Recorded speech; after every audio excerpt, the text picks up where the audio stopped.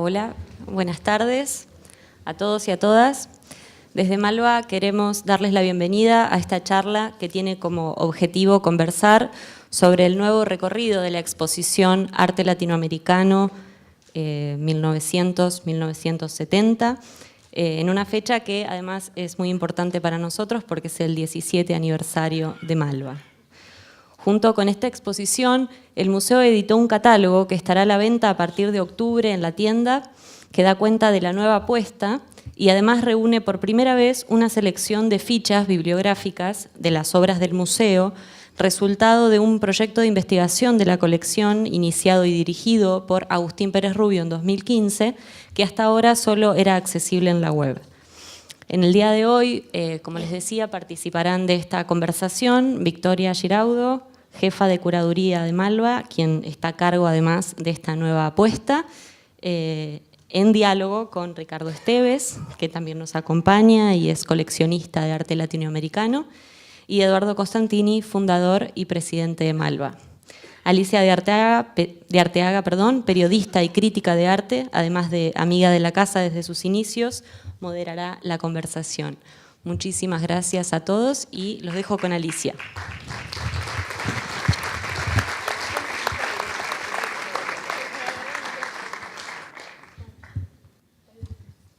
Este es igual, ¿no?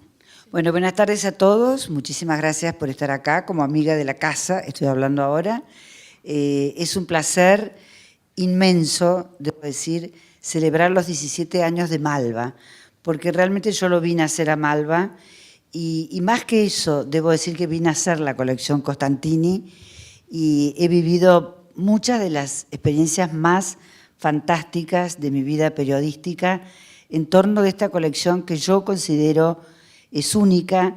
Realmente creo que hoy sería imposible volver a reunir los cuadros que están en este museo, por la calidad, porque realmente el mercado cambió, porque el mundo cambió, el arte latinoamericano cambió su lugar en la agenda del alto coleccionismo y en la agenda de los museos.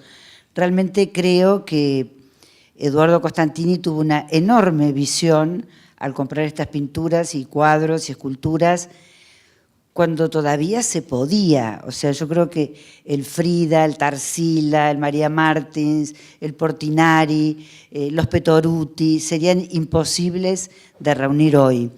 Así que creo que es un orgullo para Buenos Aires y no es otra la razón, sino esta magnífica colección, lo que creo que ha colocado a Malva en un lugar de privilegio en la agenda cultural de la ciudad. Mucha gente que nos visita y muchos con los que yo he tenido oportunidades de hablar, siempre dicen, bueno, lo primero que hacemos cuando vamos a Buenos Aires es ir a Malva. Y yo contaba el otro día que una vez en una visita que estaba Celso Amorim, que fue canciller de Brasil, decía, nosotros en Brasil no tenemos un Malva. Y bueno, Eduardo, estás acá, sos el protagonista, felicitaciones. Felicitaciones a todo el equipo, a Ricardo, que es así como una mente privilegiada en la búsqueda del arte latinoamericano en el mundo, porque realmente, como pequeño datito inicial, ese cuadro magnífico que fue el récord latinoamericano que Eduardo compró, Danza o Baile de Tehuantepec, que era de la colección IBM originalmente, que salió a la venta junto con el Frida en una memorable subasta neoyorquina de Sotheby's. Si no me equivoco, el director era Augusto Uribe, director de arte latinoamericano, para nosotros OGI, y Eduardo tuvo que elegir entre comprar el Frida o comprar el Baile. Y yo creo que por ahí podríamos arrancar, Eduardo. ¿Qué te hizo pensar en que elegiste el Frida? ¿Por qué? Yo te paso el micrófono. Dale, okay. Bueno, muchas gracias a todos por venir. Creo que muchos de ustedes son partícipes de esta historia, como ustedes tres, en distintos momentos. Y bueno, le agradezco a Ricardo, que fue el que me inició en este camino, que después derivó en el Malva en el año 81. Y bueno, ese día, que fue creo que mayo del 95, En Sotheby's, efectivamente, había un conjunto de obras latinoamericanas por la decisión de IBM de desprenderse de esa colección de arte latinoamericano. Dos obras, como Ricardo dice, metahistóricas. Uno era una gran tela, que es la tela más grande que Diego haya pintado, y una pequeña obra de Frida, ¿no? El autorretrato de Chango y Loro. Y a mí me apasionaba y me apasiona la vida de Frida Kahlo, como a tantos, y me incliné inmediatamente por la obra de ella, ¿no? Y me acuerdo, bueno, en el remate, efectivamente, Frida hizo récord de arte latinoamericano durante 7 años. Qué bárbaro. Y bueno, y la segunda obra era Baile de Tehuantepec, que la compró, yo sabía que estaba en Manhattan, la compró un americano, dueño de Seagrams, eso me enteré en el año, bueno, hace 2 años cuando me llamó Augusto para vender la obra, ¿no? Porque lamentablemente él creo que falleció en el 12 o en el 13 y ahí volvió a aparecer porque desapareció del circuito, nunca había sido prestada, a partir que él compró, nunca fue prestada en ninguna exhibición, o sea que era como una obra fantasma, ¿no? Así que no, fue como una decisión casi te diría espontánea. Qué maravilla, yo creo que en realidad quien conoce mucho los secretos de toda esta colección es sin duda Ricardo Esteves. Él es un gran coleccionista, él también habrá tomado sus decisiones en su vida, ¿no? Comprar una cosa o hacer una casa o comprar otra, todos tomamos decisiones. Pero sí me gustaría que nos contaras, Ricardo, un poco cómo nació, cómo comenzó la relación tuya con Eduardo y cómo fue que lo guiaste en este camino, que bueno, que evidentemente, viendo la colección magnífica de Malva, no queda otra cosa que decir que fue un camino muy acertado. ¿Cómo se inició toda esta historia? Bueno, fue muy curioso, está prendido esto, ¿no? Sí. Bueno, nos presentó Miguel Lanusse, que está hoy acá presente, hace tantísimos años, y yo creo, después sucedió que coincidimos los dos en Portillo. Eduardo no se acordaba, estaba Eduardito, no sé si te acordás, coincidimos en Portillo, y a la vuelta lo invito a comer a Eduardo a casa.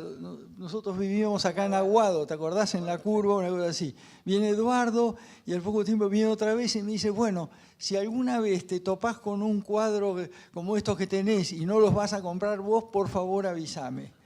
Y entonces, bueno, pasó así. Al poco tiempo se divorció un empresario muy importante de esa época. Dicen que las grandes causas por las cuales aparecen los cuadros esos descomunales en el mercado son por 3 razones: un divorcio, quiebra o fallecimiento.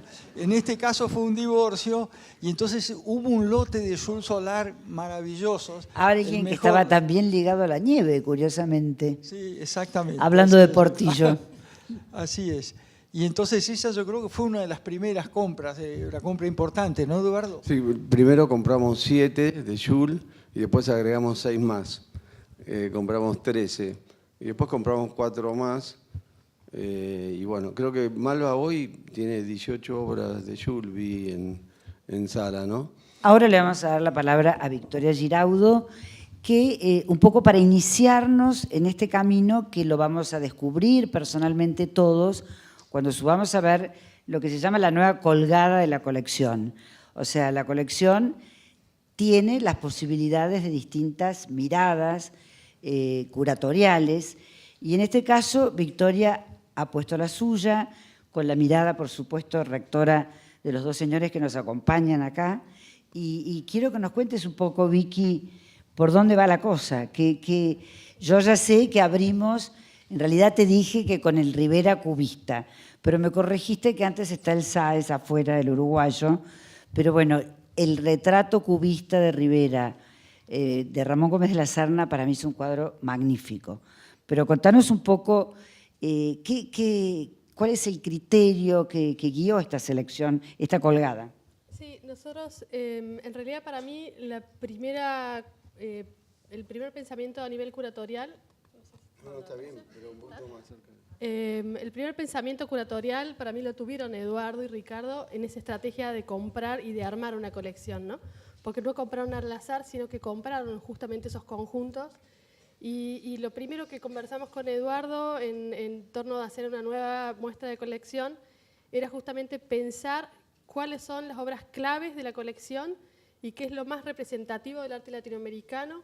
Y ahí fue cuando lo convocamos también a Ricardo a que también nos ayude y se sume a este diálogo, a este brainstorming, como dice Eduardo, en pensar cuáles son las obras claves, cuáles son las obras que no podíamos dejar de poner en una nueva puesta de colección. Y otra de esas como cosas que no podíamos dejar de hacer, o de esas consignas iniciales, era justamente hacer foco en esos conjuntos que tiene Malva que son muy especiales, como por ejemplo el conjunto de Jules, que después del Museo Jules Solar, que tiene una obra espectacular y que recomiendo mucho que vayan todos los que no conocen el Museo Jules Solar y el que conoce que vuelva, porque es realmente increíble. En la calle Malva, La Prida. La Prida 1212. Malva tiene un conjunto de Jules que es realmente único. Tiene un conjunto grande de 15 piezas de los años 23-24 y después tiene otras obras, incluso troncos, que es unos años antes, y tiene un par de obras después, o sea que también representa. Y por ejemplo Malva también tiene un conjunto muy grande de Berni, que es el artista principal, que decía el otro día Ricardo, argentino. Tiene un conjunto de Bernis que va de las distintas épocas de Berni, o sea que creo que Malva tiene un conjunto muy cabal de la obra de Berni, y que entonces también queríamos que se muestre en su totalidad. También hay un grupo muy potente de arte concreto, Madí, y que también la relación con los brasileños. Y después también en relación a la nueva figuración. Malva, Ricardo siempre ha sido como muy hecho hincapié en comparar esas obras que son sobre todo las primeras obras de los artistas, pero son las obras como más icónicas de cada artista, y esas obras de la nueva figuración del 61 al 65, Malva tiene unas piezas excepcionales, con lo cual también es otro conjunto que estaba guardado hace tiempo, y parte de esta nueva puesta de colección, este recambio, tiene que ver con eso, con un museo que hoy tiene casi 600 obras, o 600 y algo en realidad, y necesitamos ir cambiando, porque nosotros estamos exhibiendo alrededor de 200, y si no cambiamos y no vamos renovando, también hay obras sobre papel, obras frágiles que tenemos que conservar y guardar, y hacer una conservación también preventiva de las obras, así que es parte del dinamismo del museo, rotar la colección, ¿no? Me parece excelente, y yo quiero destacar que, bueno, así como Frida, que fue una elección que en ese momento hizo Eduardo, yo estuve cuando se vendió, y efectivamente durante 8 años fue el récord del arte latinoamericano. Me acuerdo que cuando entré a la sala en Sotheby's, donde se exhibía, me llamó la atención que era chiquito el cuadro, porque a veces desconcierta el catálogo, ve la página entera, uno piensa es un gran, enorme cuadro, pero es un enorme cuadro. Sí. Porque Frida, como ustedes saben, pintaba en su cama, porque había tenido ese accidente, entonces trabajaba con telas pequeñas, nunca trabajaba con gran formato. El cuadro, además… Pero también a lo retablo, ¿no? A lo retablo. Y además el cuadro, como decíamos el otro día, charlando un poco informalmente con Vicky, en ese momento tenía un halo mágico. Estaba Madonna, que compraba a Frida. Frida, se acababan los retratos, o sea, los autorretratos, mejor dicho, y la pintora de Coyoacán era como un mito latinoamericano fantástico, que yo creo que es interesante, Eduardo, que las dos grandes piezas es otra mujer, es Tarsila de Amaral, el Avaporú, que realmente creo que es un símbolo de este museo, fue tapa de uno de los catálogos, y siempre, en realidad, Ricardo es un hombre de dos mundos, porque es un poco brasilero, sí, en un punto, ¿no? Tiene como un gran conocimiento del espíritu de Brasil, de la gente de Brasil, de su gusto, y es cierto que a veces a uno le parece un misterio y una cosa increíble que ese cuadro, que es como la bandera de Brasil, sea de un argentino. Yo te voy a dar la palabra, Eduardo, para que cuentes cómo tomaste la decisión aquella, y vos no te acordás, pero yo estaba 3 filas atrás. Y vos estabas con tu, ¿cómo se llama eso? La paleta. Era Christie's. Era Christie's. era Park Avenue y me parece que la 59, y había un montón de brasileros atrás y vos estabas. ¿Y cómo te quedaste con el cuadro? No. Primero, nuevamente, que reiterativamente mencionarlo a Ricardo, ¿no? O sea, la filosofía de nuestra colección era comprar esas obras metahistóricas, ¿no? Obras únicas del arte latinoamericano. Y él me indicó que la importancia que tenía Tarsila. O sea, yo sinceramente en ese momento no lo sabía. Entonces, bueno, tomando conciencia de lo que se trataba, fui a ese remate. Ya había comprado la obra de Frida, o sea que, pues en realidad Tarsila se vendió en 1.200.000, 1.300.000, que era una cifra importante, pero por ejemplo en esa época me acuerdo haber comprado Composición Simétrica Universal de Torres García, que hizo precio máximo también, en $1 millón. Exacto. Y si vos te pones a pensar la importancia que tiene Tarsila, No era nada, era poca plata. Entonces, a mí no me sorprendía ese valor, ¿no? Por eso era por la crisis de Brasil, ¿no? Bueno, sí, eso fue en el Estaba en tequila. el efecto caipirinha. Sí, toda Latinoamérica estábamos con el problema del tequila, ¿no? Del año 94. Y bueno, entonces efectivamente cuando lo compramos, o sea, los brasileños estuvieron muy bondadosos, pues nos invitaron, habían preparado una fiesta. Eso fue genial. Pues ellos estaban en el hotel de al lado, pegado a en el Cristi, del Mónico. ¿te acordás? Entonces fuimos a la suite de ellos y entonces festejamos con champán. Eso fue genial. Yo lo voy a contar porque para mí es una de mis anécdotas preferidas. Termina la venta y Eduardo, que en realidad era un comprador desconocido, nuevo, estaba ahí y los brasileros eran un pool, eran varios. Y al final termina y los noticieros de la BBC, la ABC, todo aquello, entrevista al coleccionista argentino que había comprado el Tarsila, porque era una cosa fantástica y era un gran precio, a pesar de que, como vos decís, ya tenías en tu haber dos cuadros estupendos, como el blanco, su geometría de Torres, y el autorretrato de Frida. Y me acuerdo que se acercó un señor y dijo, bueno, felicitaciones. Yo había preparado un cóctel para celebrar esto en el piso 21, 24, no sé qué, pero como lo han comprado ustedes, suban. Y era tipo Veuve Clicquot, viste, caviar, una cosa increíble.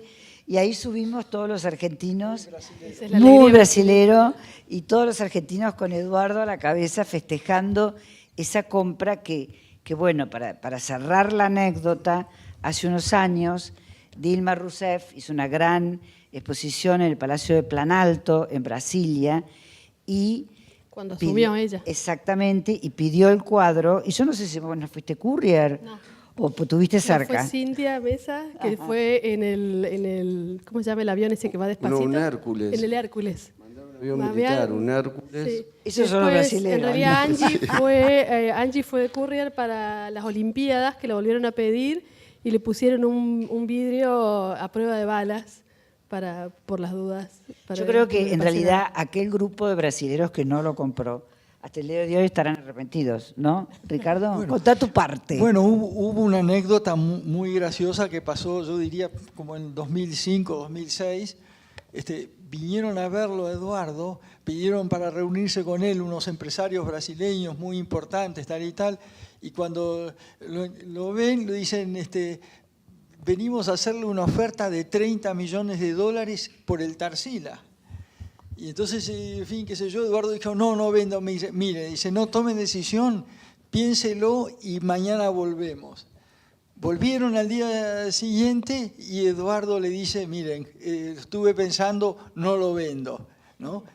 Entonces sacaron una chequera y le dijeron, póngale el precio usted, Costantini. Y Eduardo no se animó, paso, una cosa así. Ya no es de Eduardo, es de Malva. Sí, está bien, pero además una cosa muy graciosa. Fue el martes que estuvimos reunidos un minuto para programar que íbamos a hablar. Salgo yo de acá y me llama Jonas Bergamin, que es un gran marchand y rematador de arte de Río de Janeiro, y me dice, Ricardo, hay un coleccionista novo acá en Brasil. Los brasileños siempre son a lo grande y con todo. O más grande del mundo. Se llamaba Marcus, me dio el nombre y todo, Marcus Amaro, que era la familia que era dueña de TAM, que vendieron la compañía para LAM. Y dice, mira, y él quiere hacer una gran colección y quiere arrancar y quiere comprar el Tarsila. Y para comenzar a falar, una oferta de 30 millones de dólares. Sí, que muy gracioso porque fue lo mismo que la oferta anterior. Y obviamente yo ya sabía que Eduardo iba a decir que no. Pero también a mí me pasó una cosa muy parecida en relación a eso. Como al año después de estos empresarios que lo vinieron a visitar a Eduardo, no sé si te acordás de Jan Bogici, sí, que es el galerista, para mí fue el mejor ojo que tuvo América del Sur en el arte. Me llama un día por teléfono de Río de Janeiro y me dice, Ricardo, ¿podemos ir a jantar, a comer, a cenar contigo con Edson Bueno, que es un gran empresario brasileño? Y digo, sí, encantado, con mucho placer, qué sé yo, bueno, el viernes a la noche, bueno, está bien, qué sé yo. Vinieron ellos acá, me llaman y nos encontramos en Piegari. Y estábamos comiendo, hablando de cualquier cosa, y en el medio de la comida este empresario me dice, Ricardo, un argentino compró el cuadro más importante de Brasil y lo trajo acá a Buenos Aires. Y yo quiero comprar el cuadro más importante de Argentina y llevármelo a Brasil. Me dice, bueno, ¿cuál es? Y yo le digo, mira, yo en mi opinión creo que el cuadro más importante que se haya pintado en el siglo XX en Argentina es Desocupados de Berni. Ah, me dice, ¿y cuánto vale? Le dije un precio mucho más alto del valor real de mercado, entonces dice, bueno, lo compramos entonces. Bueno, vamos a averiguar y preguntar. Lo llamé a Dani Sielecki, que era uno de los dueños, y me dije, no, ese cuadro no lo vendemos por nada. Yo me quedé contento porque me hubiera dado pena que hubiera terminado ese cuadro en Brasil, ¿no es cierto? No, es increíble, se podrían tejer tantas historias, pero en realidad estamos celebrando los 17 años de Malva y vos empezaste como un coleccionista y debo confesar que te hice la primera entrevista, vivías en la calle Gelioves y yo me acuerdo que me abrió la puerta este señor y atrás estaba Manifestación de Berni. Yo no podía creer ese cuadro, que era un cuadro de museo. Vamos al escritorio y estaba la mujer del suéter rojo de Berni. Yo dije, bueno, esto ya cartón lleno. En realidad estabas armando una colección que si uno piensa como observadora, como crítica, como periodista, tenía una dimensión museológica. Yo no sé si vos tenías conciencia de eso o en qué momento pensaste esto va a ser un museo, esta colección va a ser para un museo. Bueno, en realidad el proyecto fue hilvanándose, ¿no? De menor a mayor. Sabíamos desde un principio que íbamos por obras de carácter museológico y a través del tiempo, al principio fue una colección rioplatense, porque yo empecé con arte argentino y arte uruguayo, porque Uruguay, siendo un país pequeño, tiene grandes artistas, entonces dentro de nuestra selección restrictiva, en el periodo moderno nos entraba Torres, Barradas, Figari, José Cunio, Fonseca, o sea, teníamos Carlos Sáenz, que Malva tiene, creo, la mejor obra de Carlos Sáenz, de año debe ser en 1902, que murió a los 21 años aproximadamente, que es lo que muy bien Victoria lo puso como precedente en el hall. Y hay que decir que vos también sos medio uruguayo, ¿no? Que vos también sos medio uruguayo. No, es uruguayo. Es total uruguayo. Sin duda vos, ¿no? Soy uruguayo y argentino. En mi documento dice argentino, pero soy también uruguayo. Entonces, bueno, ese fue el origen. Pero yo ya estaba vinculado con Latinoamérica. De hecho, en la parte financiera teníamos un fondo latinoamericano que se inició en el año 1991 y entonces ahí hubo una primera decisión estratégica que era precisamente incorporar otros países latinoamericanos porque eso nos daba dos ventajas. La primera ventaja era que podíamos acceder a artistas de renombre que iba a mejorar mejorar el promedio de la colección de arte rioplatense, Frida, Tarsila, Diego, bueno, tantos otros, Portinari, etcétera, etcétera, Mata, Lam, me acuerdo que clasificaba Mata, Lam, Torres, Diego, y a eso habría que agregarle Frida, ¿te acordás? Entonces, y además, mejoramos el promedio de la colección y podíamos adquirir obras de una significación. Cuando fue pasando el tiempo, evidentemente el cuerpo de obra, el cuerpo de la colección ya adquiría relieves y lo íbamos repasando con Ricardo. Entonces ahí hubo una primera decisión familiar de donar la colección. O sea, lo que sabíamos, la familia, que era que la colección iba a terminar en manos públicas. Y vislumbrábamos principalmente el Museo Nacional de Bellas Artes. Entonces, esa decisión estaba. El momento era cuando yo muriera, en realidad, no en mi cabeza, ¿no? Y bueno, apareció este terreno y ahí se precipitó todo, porque de casualidad es larga la historia, pero di con este terreno y al tener el terreno pensé que era, como desarrollador inmobiliario me di cuenta que esto era mucho mejor para museo. Eduardo estaba con el cine, Soledad con la literatura. Pensamos en hacer un auditorio, que es este, para... Fantástico. Y así se fue hilvanando. Y qué generoso, además. Que la verdad que ese gesto... Primero que me parece bárbaro que lo hayas hecho... Pero también hay vanidad, hay un poco de todo. Es un poquito, ¿no? Estos problemas. La prueba está que yo le iba a poner Museo Costantini y en un viaje a New York lo visito a Glenn Lowry, director del MoMA, le cuento el proyecto, súper embalado con el nombre, y me dio una... para que tuviera, me dijo, el peor error es que le pongas tu nombre, me dijo. O sea, no es bueno. Hay que decir, un pequeño paréntesis, que el MoMA fue fundado por Rockefeller, no se llama Rockefeller, sí. Y la mayoría de la gente cree que es un museo público. Y en realidad es un museo de origen privado, porque fue fundado por la señora, tres mujeres. En la casa de ellos. Así que bueno, eso precipitó a tal punto que cuando tomé la decisión a partir de la razón, un poco la verdad que me bajoneé porque pensé que ya me moría, ¿viste? Como lo había asociado a ese momento como de quietud y después me di cuenta que el museo es todo lo contrario, es vida, es gente como ustedes, es gente en la sala, es articular con el programa de cine, de literatura, de educación, es poner las obras que gran parte de la colección estaba afuera y no podía venir, o sea que metafóricamente eran homeless, entonces venía a Buenos Aires y que Frida pueda verlo a Diego y a Torres, era muy lindo. Y cuando inauguramos fue una fiesta espectacular, o sea, ver todas las obras que por primera vez en la historia estaban en el mismo espacio, vos te acordarás la inauguración, así que fue todo para... Me acuerdo para patente bien. Porque además en ese momento el primer director era Arteaga, Agustín, y yo le hago una entrevista y era Arteaga por Arteaga, y era una cosa rarísima, en el diario me decían esto no puede ser, y era un gran director. Justo te tocó, la verdad, bailar un poco con la más fea, porque casi inmediatamente después vino la gran crisis de 2001, y también eso, yo siempre me pregunto, ¿no? ¿Qué capacidad para poder cambiar en el acto, decir, bueno, seguimos adelante, pero hubo como un cambio de alguna manera de dirección, y lo reposicionaste a Malva y salió adelante después de esa crisis tan grande que tuvo el país.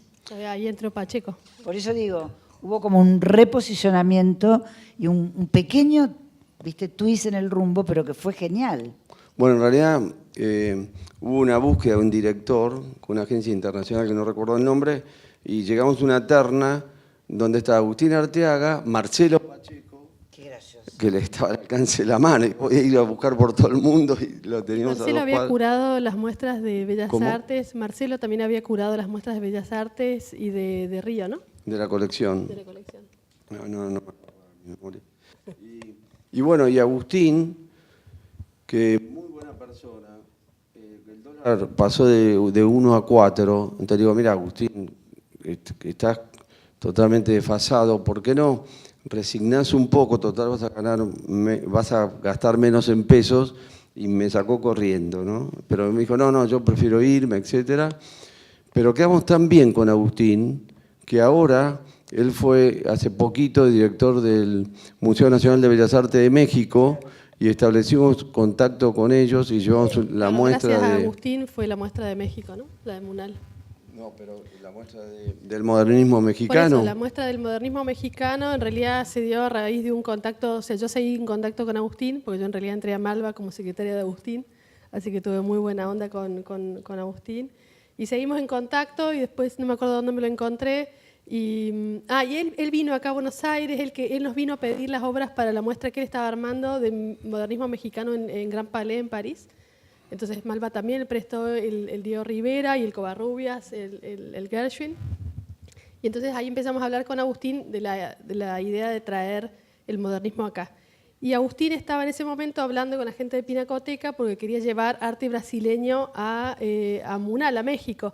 Y entonces yo le dije que nosotros estábamos trabajando con la colección Fadel y si no les interesaba. Entonces, bueno, hicimos ahí el cambio y bueno, y también fue esta colaboración con Munal de ida y vuelta, ¿no? Y gracias a Agustín pudimos traer las grandes piezas del modernismo mexicano que durante como 15 años no podíamos lograr, no podíamos destrabar. Y Agustín fue el que permitió a un nivel gubernamental poder traer las obras que tuvimos. Sí, y eso que Agustín justo en el intermedio se fue a dirigir el Museo de Dallas, que es donde está ahora, así que entró otra directora, pero la directora dijo, bueno, no, había una intención de Agustín y todo, y se respetó, así que la verdad que... Ahora, también esas fue cuestiones... importante la apuesta de Pacheco, ¿no? Porque Pacheco totalmente. también le dio al museo una identidad, fueron muchos años, fortaleció también mucho lo argentino, estableció como unos diálogos sumamente interesantes y a mí me parece que, tanto para nosotros, todos los que estamos acá reunidos, esa capacidad enorme, que realmente, repito, me parece única, que tuvo el museo de instalarse de entrada como un lugar importante en la ciudad, está ligado a la colección y está también a una estrategia de posicionamiento de todas las actividades que desarrolla el museo, ¿no? Bueno, sí, yo creo que Malva tiene las siguientes características. La ubicación, un edificio muy lindo que la gente realmente le gusta, le resulta amigable. Tuvo siempre un presupuesto, o sea, Malva, por supuesto, las crisis de alguna manera lo tocan, pero lo tocan marginalmente, es como un amortiguador. Un museo no se puede dar cuenta si hay guerra, crisis. El museo está para 200 años, igual, entonces tuvo un presupuesto. Tiene un personal que tiene una calidad que es indiscutible y además los diferentes programas y la colección. Entonces, esa fortaleza me parece que son las que nosotros tratamos siempre de... Gente, ¿no? ¿Cómo? Y una comunidad de amigos y de gente que viene siempre a Malva y que se realimenta, ¿no? La gente de literatura, la gente de cine, ¿no? Hay como un público también no cautivo, pero... Acá está Soledad, que después podrá contar ella si quiere, ¿no? Es un programa muy bueno y además realmente todas... Creo que es un escenario que ya, como dije antes, está en el mapa de la ciudad con una fortaleza increíble. Por supuesto que también me parece bastante, creo que fundamental, porque vos hablaste de dos cosas, del edificio, y como nosotras dos somos cordobesas, vamos a decir que es de cordobeses, que son Tapia, Atterman y Furcade, unos jóvenes arquitectos que ganaron el concurso internacional. Y quiero retrotraerme un poquito antes, porque a mí me parece que también fue muy importante en todo el proceso de creación de Malva, Glusberg. Fue un tipo con mucha visión. Jorge Glusberg era director del Bellas Artes y yo me acuerdo que antes del museo existieron lo que fueron los premios Costantini. Que bueno, premio fue Pablo Suárez, premio fue Leo Ferrari, Marcia Schwartz y León. León, me acuerdo perfecto, y me acuerdo perfecto de el excluido ese de Pablo Suárez, que está... Exclusión. Sí, que está tratando Ahí está de... el amigo Bustillo, que siempre lo restaura. Tratando de no caerse del vagón. Y yo pienso que ya ahí se empezó a hablar, ¿no? Y que en realidad también creo que en el imaginario colectivo coincide con que hubo un momento histórico en que los museos pasaron a ser muy importantes en las ciudades. Hay que pensar que en los 90 se creó el Guggenheim de Bilbao, que le cambió la cara a la ciudad vasca, que la gente empezó a ir mucho a los museos y que este museo, para los porteños y para todos los argentinos, a mí me parece, Eduardo, y te lo digo de verdad, es un gran orgullo. Es una cosa muy linda, porque vos decís, con una enorme generosidad, tiene garantizado su presupuesto, pero hay que decir que está puesto, o sea que es un museo privado que tiene un esfuerzo personal grande y bueno, y también la generosidad de tu familia, de tus hijos, que formaron parte de este proyecto que es realmente increíble, ¿no? Es una cosa fantástica. Sí, en ese sentido también hay que resaltar el apoyo que ya empieza a ser importante del Comité de Adquisiciones y también el Consejo, que en los últimos 2 años hemos formado con aportes, o sea que Malva empieza a encontrar en la sociedad también un apoyo financiero incipiente a esta altura, pero creciente, y que lo importante de Malva es también crecer a ese nivel.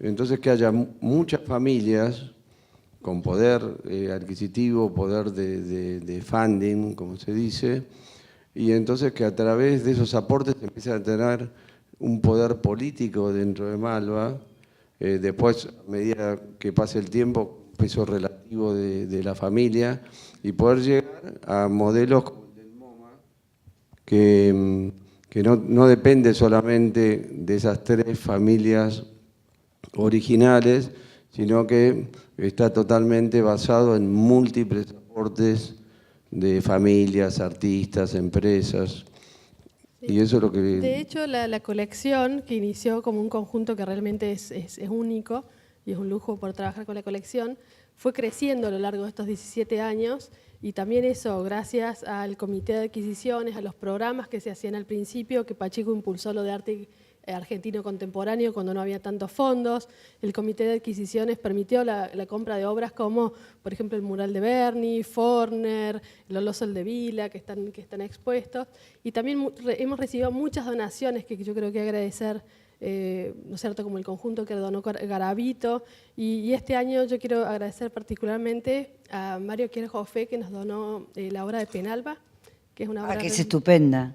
Que es una obra estupenda, y acá está su La van mujer. a ver. Qué Elisa, maravilla. muchas gracias. Es una obra que estamos disfrutando todos.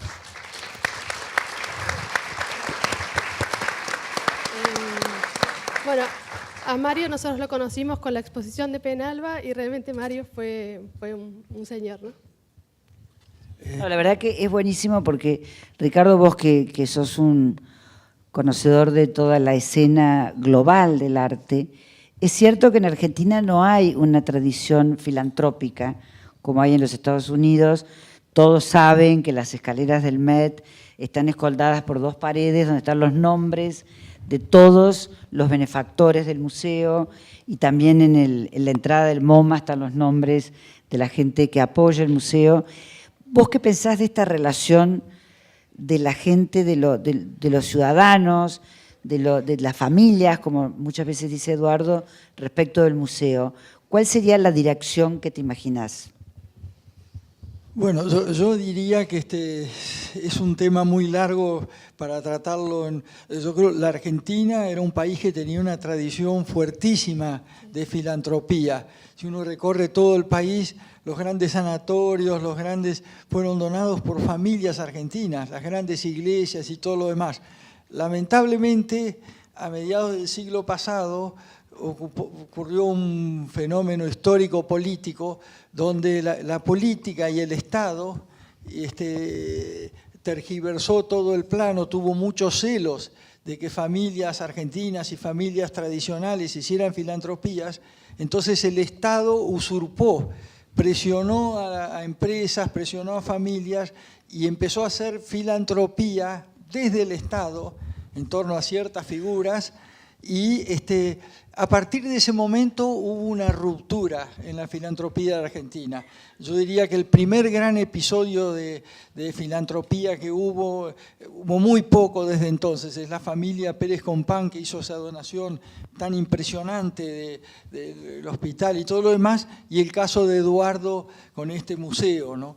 Que yo quisiera resaltar para todos acá, que es un orgullo para Buenos Aires, porque debe haber una quincena de grandes colecciones de arte latinoamericano en el mundo.